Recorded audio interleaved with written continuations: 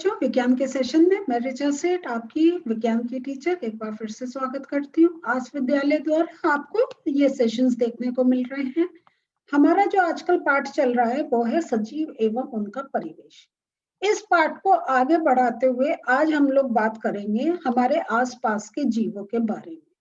तो जैसे हम अपने हम चैप्टर पढ़ रहे हैं और हमने ये देखा कि इस पाठ में कि विभिन्न जंतु हमें अलग अलग जगह मिलते हैं। कोई पहाड़ी क्षेत्र में, कोई आपको जल में मिलते हैं, कोई एक प्लेन्स में मिलते हैं जो बिल्कुल समतल जमीन होती है, कोई वनों में मिलते हैं।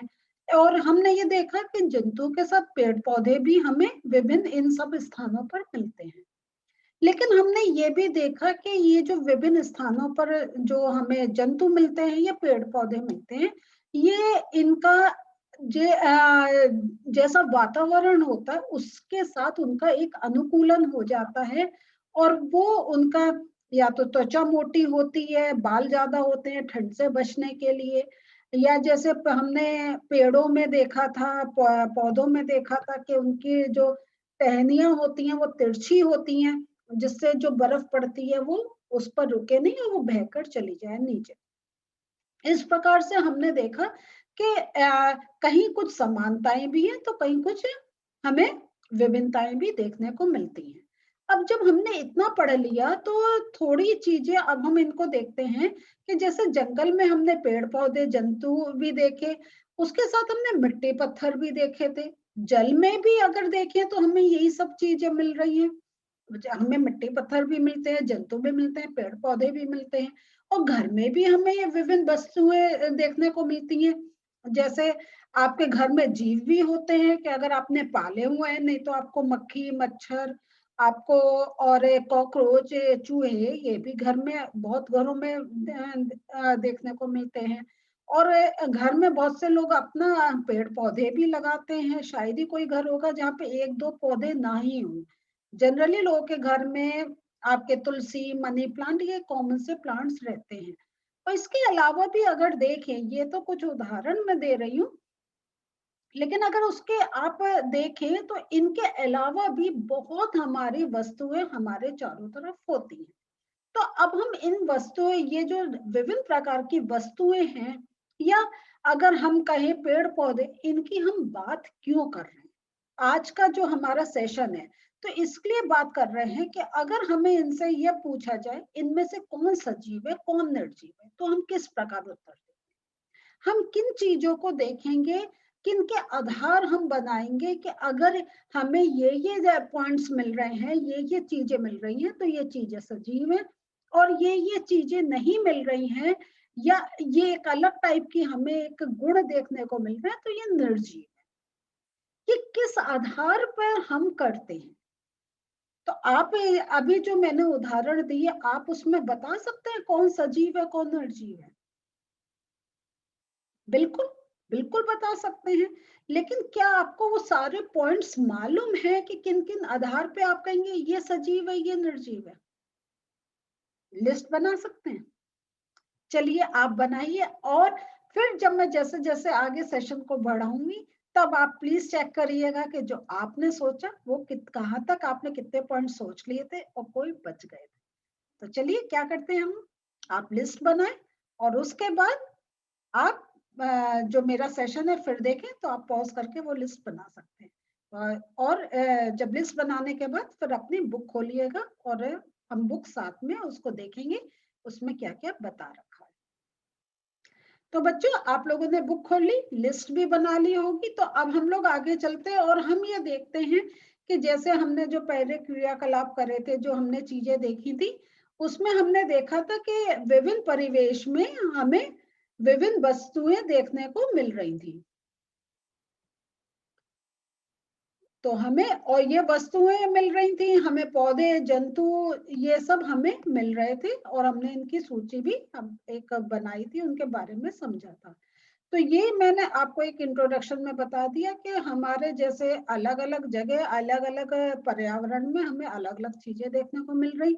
और अगर हम वन की बात करें तो हमें आरोही लता जैसे है, विसर्पी लता है, इनके बारे में हमने पढ़ा था अपने थोड़े कुछ पहले सेशंस में, और मिट्टी चट्टान ये सब तो हमने पढ़ा था। अब जो हम आगे चल रहे हैं, तो अब ये जो है इनके बारे में आप अगर सोचेंगे तो आप उन्हें निर्जीव और ये सजीव के समूह में आप, मुझे मालूम है इतने समझदार हैं, बना लिया होगा।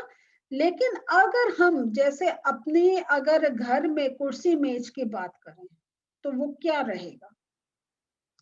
वो निर्जीव रहेगा। आप बिल्कुल ठीक कह रहे हैं। लेकिन इससे रिलेटेड एक ये एडवर्ड लियर थे, उन्होंने एक अपनी कंप्लीट नॉनसेंस ये में एक ये चंद्र लिखा था। और उसमें क्या है, ये आप वीडियो पॉज करके पूरा पढ़ सकते हैं। मैं आपको एक इसका जनरल बता दे रही हूँ कि मेज और कुर्सी की बात बताई थी। और मेज और कुर्सी वो ये बात कर रहे हैं कि हमारे पैर हैं तो हम, और अगर हमें गर्मी लग रही है, हम बाहर के नहीं जा सकते हैं, हमारा एक मुश्किल है, सांस लेने की बात कर रहे हैं।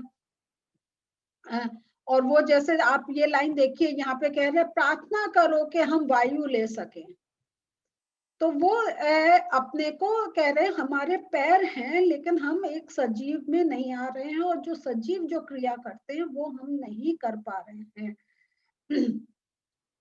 तो और देखिए यहाँ पे आप ये लाइन पढ़िए, तुम कैसी मूर्खतापूर्ण बातें कर रही हो जबकि तुम जानती हो कि हम चल नहीं सकते। तो देखिए, हम कह रहे हैं कुर्सी मेज के पैर हैं, सब कुछ है, लेकिन तब भी एक बात आ रही है, वो चल नहीं सकते। तो अगर हम कहें कि अगर हम जैसे सजीवों की बात करें और कहें कि उनके पैर होते हैं, तो क्या पैर होने से हम उनको सजीव की कैटेगरी में रख सकते हैं? बताइए।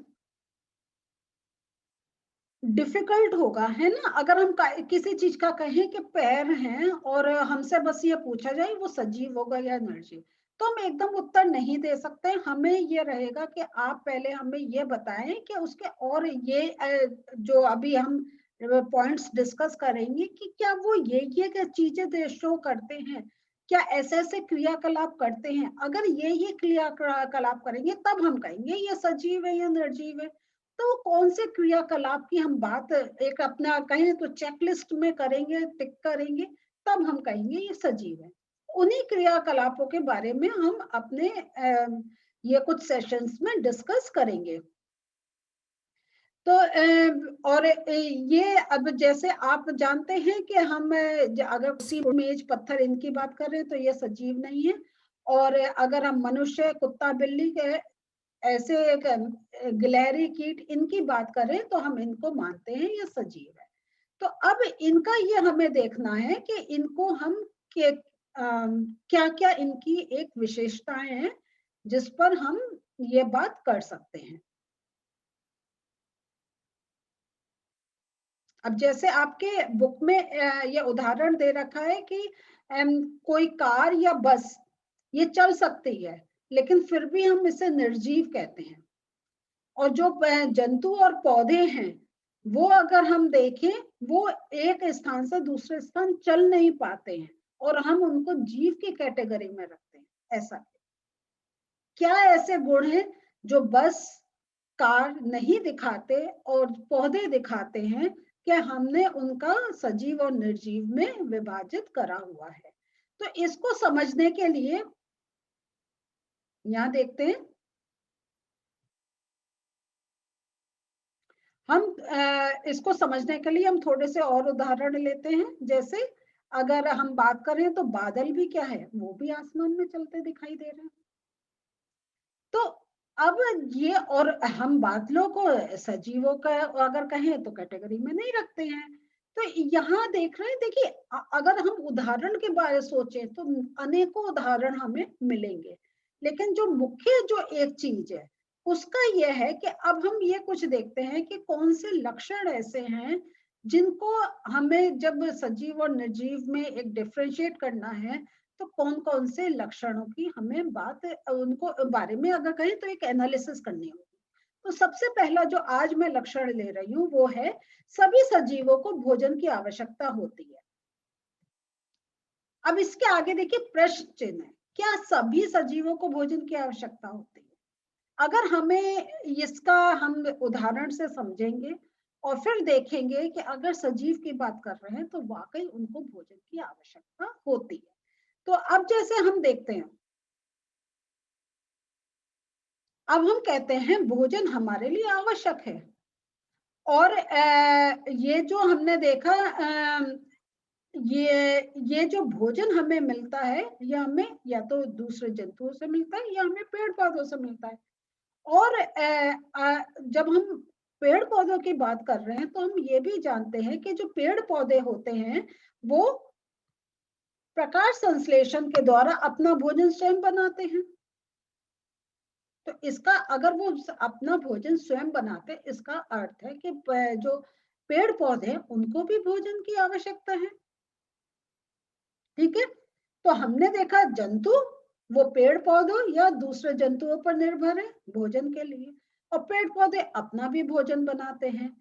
तो ये जो भोजन है, ये अगर देखें तो ये एक जीवों का हमें एक कहीं एक गुण देखने को मिल रहा है।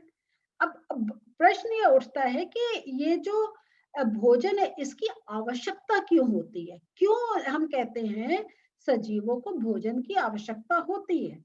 तो उसका उत्तर आएगा कि सजीवों को भोजन की आवश्यकता इसलिए होती है क्योंकि उनकी जो वृद्धि होती है वो उस पर निर्भर होती है, और वृद्धि के लिए जो उन्हें एक ऊर्जा चाहिए, वो ऊर्जा उन्हें किससे मिलती है, वो भोजन से मिलती है। और ये जो ऊर्जा उत्पन्न होती है, ये जो हमारे शरीर में जो हम भोजन लेते हैं और जब उसका एक अंदर संश्लेषण होता, उसका अंदर एक कहीं प्रोसेस होता है, उससे ऊर्जा उत्पन्न होती है।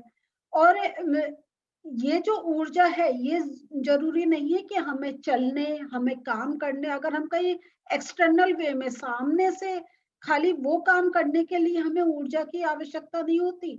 इवन जो हमारे शरीर में जो जैव प्रक्रम चल रहे हैं, जो आंतरिक गतिविधियां चल रही हैं, उनके लिए भी हमें ऊर्जा चाहिए होती है। तो सजीवों के अंदर देखिए, सजीवों को उनके अंदर होने वाले अन्य जैव प्रक्रमों के लिए भी ऊर्जा की आवश्यकता होती। ये मार्क कर लीजिए, बहुत इंपॉर्टेंट है। तो अगर हम कहीं ऊर्जा सिर्फ के हमें चलने के लिए, हमें अपने दैनिक कार्य करने के लिए या हमें खेलने कूदने के लिए चाहिए, वो नहीं। हमारे जो अलग अलग अंग हमारे शरीर में कार्य कर रहे हैं, हमारा हार्ट काम कर रहा है, हमारी किडनी काम कर रही है, हमारा लिवर काम कर रहा है, हमारा स्टमक काम कर रहा है, हमारे लंग्स काम कर रहे हैं, तो हमारे अंदर कितने ऑर्गन हैं जो अपने कार्य में लगे हुए हैं। क्योंकि जब हमारा पेट खाना पचा रहा है तभी हमें फिर से भूख लग रही है, हम फिर से भोजन कर रहे हैं, है या नहीं है। हम लगातार सांस ले रहे हैं, हमारी लंग्स काम कर रही हैं, और हमारा ब्लड सर्कुलेट हार्ट के द्वारा हो रहा है, तो लगातार हार्ट क्या हो रहा है, वो पंप कर रहा है और ब्लड को पूरे बॉडी में फ्लो करवा रहा है। तो आंतरिक ये जो है इनको भी कार्य करने के लिए ऊर्जा चाहिए, और ये जो ऊर्जा मिलती है ये हमें भोजन से मिलती है। तो अब हम जब देख रहे हैं, जो हम कह रहे हैं हमारे शरीर के अंदर क्रियाओं करने के लिए ऊर्जा चाहिए और ऊर्जा हमें भोजन से मिलती है, इसका अर्थ है भोजन जो है ये एक आवश्यक तत्व है अगर हम कहीं जीव की बात कर रहे हैं। निर्जीव जैसे कुर्सी मेज की बात करें, इन्हें भोजन की आवश्यकता नहीं है या नहीं है, इनमें कोई वृद्धि नहीं हो रही है। तो इसलिए अगर हम कहें मेज, कुर्सी, पत्थर, ये इनको भोजन की आवश्यकता नहीं है, इनको कोई इनकी ग्रोथ नहीं हो रही है, तो वो निर्जीव में आ गए। लेकिन पेड़ पौधे, जंतु, मनुष्य, ये सब जीव की कैटेगरी में आएंगे। तो चलिए बेटा, थोड़ा सा हम लोग और आगे चलते हैं और अपना स्लाइड्स के थ्रू इसको और समझते हैं। तो बच्चों जो अभी हमने देखा, तो ये मैंने जहां आपको कह रही थी पॉइंट्स सब करो, आपने बुक में तो मार्क करे होंगे, लेकिन ये जो है अगर आप कॉपी में लिख लेंगे तो आपको एक रिवीजन होगा और आपको और अच्छी तरीके से याद होगा। तो सजीवों को भोजन की आवश्यकता क्यों होती है? भोजन सजीवों की वृद्धि के लिए आवश्यक है। सजीवों के अंदर होने वाले जैव प्रक्रमों के लिए ऊर्जा की आवश्यकता होती है जो भोजन से प्राप्त होती है। तो इसलिए सजीवों को भोजन की आवश्यकता होती। समझ में आ गया आपको ये? तो बच्चों, आज जो हम लोगों ने सेशन में देखा, आज हमने एक गुण को देखा जो सजीवों में होता है। और अगर हम दूसरे तरीके से देखें तो ये गुण जिनमें होता है वो सजीव में आते हैं। तो हमेशा हर चीज को ना दोनों तरीके से समझना चाहिए कि अगर कोई क्रिया हो रही है तो उससे क्या रिजल्ट आ रहा है, और अगर कोई रिजल्ट है तो वो क्यों आ रहा है, कौन सी क्रिया है। तो हम जब साइंस में ये दोनों तरीके से अगर चीजों को समझेंगे तभी हमारी चीजों को क्लियर होगा। और आपसे प्रश्न भी ऐसे पूछे जाते हैं कि समझ में हम कि जब आप उत्तर दे रहे हैं उससे टीचर को पता चलता है कि आपको लेसन या जो ये क्वेश्चन है ये ठीक से समझ में आया, तभी आप उसका उत्तर दे पा रहे हैं। तो आज हमने एक गुण देख लिए। अभी हम थोड़े से आगे आगे सेशंस लेंगे जिसमें और गुणों की बात करेंगे जो सजीवों में हमें देखने को मिलता है। या अगर हम फिर दूसरे तरीके से बोलेंगे कि अगर ये गुण जिसके अंदर हम ये पाएंगे हम उसको सजीवों की कैटेगरी में रखें। तो अगले सेशन में फिर मिलते हैं। बाय।